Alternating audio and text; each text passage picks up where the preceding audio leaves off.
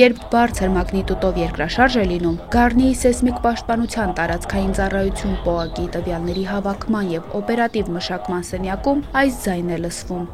Կայաններից մեկն է, արդեն սա մշակման ծրագիրն է, սա վիզուալիզացիա ծրագիրն է, սա մշակման ծրագիրն է, բոլոր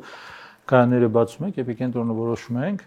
ու կարգ ունենք մենք հաղորդագրության։ Ոնց ենք ինֆորմացիան ուղարկում, էլի։ Թե հեռախոսով չենք կարող, կարանք ռացիայով փոխանցենք։ Մեր սեյսմիկ պաշտպանության տարածքային ծառայության հիմնական խնդիրը պետական ծրագրի իրականացումն է, որը ուղղված է Երևան քաղաքում եւ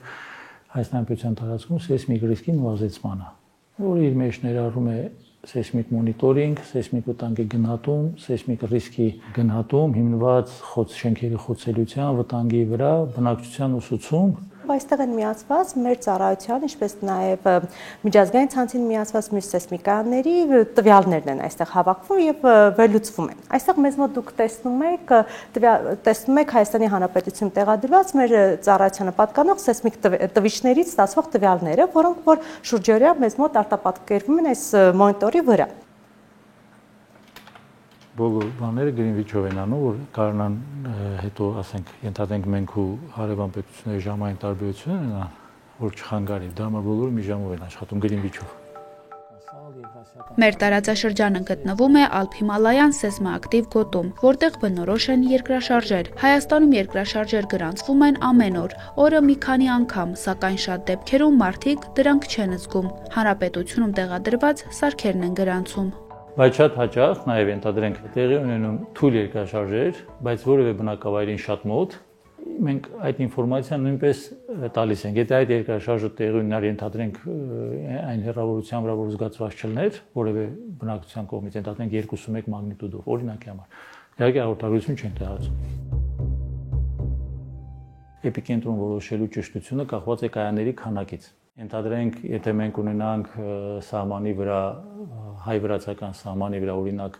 2.5 մագնիտուդով երկրաշարժ, եւ դու միակողմանի ես որոշում էպիկենտրոնը, այսինքն միայն Հայաստանում տեղադրված կայաններով, քո սխալի չափ ավելի մեծ կլինի, քան եթե նաեւ օգտագործում ես հարևան կայաններ։ Իսկ հաշվի առնելով մեր պետությունների փոքր են,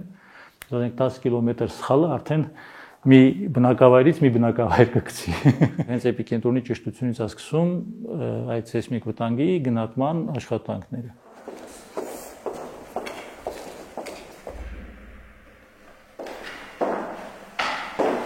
Գառնիի սեյսմիկ պաշտպանության տարածքային ծառայություն ՊՕԱԿ-ի թունելում է գտնվում բարձր ճշգրտությամբ սեյսմոմետրը, որը տարածաշրջանում միակն է։ Մենք հիմա գտնվում ենք Ամերիկայի Միացյալ Նահանգների երկրաբանական ծառայության հետ համատեղ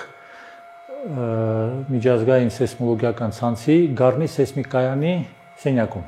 որտեղ տեղադրված են սեյսմոմետրերը, աքսելերոմետրերը, տվիչները, սերվերային մասի մի հատվածը եւ տվյալները այստեղից ստանում ենք մենք, ստանում են նաեւ ամերիկացի գործընկերները։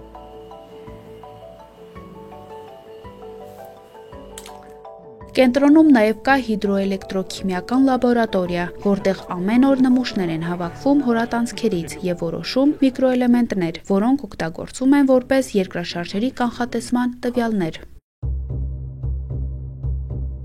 Դիմակայելու համար սկսենք խոսել այն դիրքերից, ինչ որ մենք ունենք, որովհետեւ մենք ծանր ժառանգություն ենք ստացել մեր տեսակետից սեյսմիկ խոցելիության տեսակետից նախին խորհրդային միությունից, դրա ամենավառ ապացույցը նույն սպիտակի երկրաշարժն է, երբ որ 6.7 մագնիտուդը բերեց տենց աղետի, այդ մասշտաբի աղետի, քանի որ ժամանակին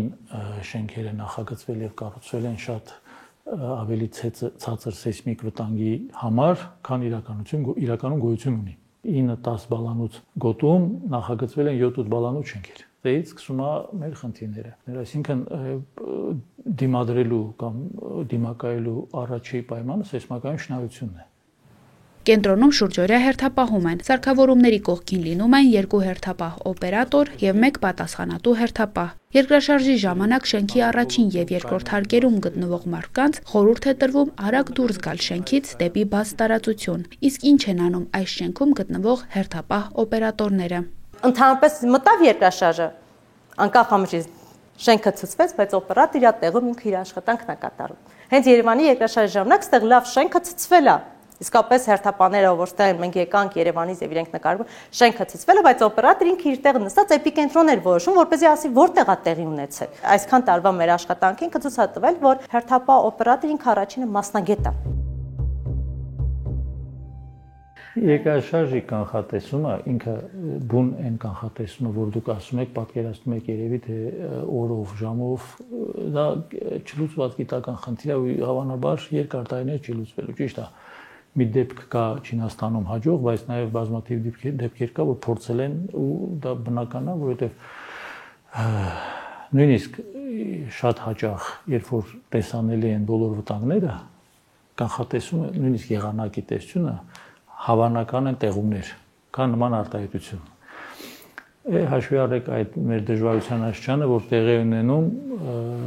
մի քանի կիլոմետրից մինչև մի քանի 100 կիլոմետր խորության վրա։ Չնայած մենք շատ միջազգային կուրսերի ենք մասնակցում տարբեր եւ երկարաժամկետ եւ միջնաժամկետ եւ կարճաժամկետ եւ այլն, բայց ունենալ համակարգային ընդհանրենք սեյսմոլոգիայի ֆակուլտետ կամ, չգիտեմ, սեյսմոլոգիայի բաժին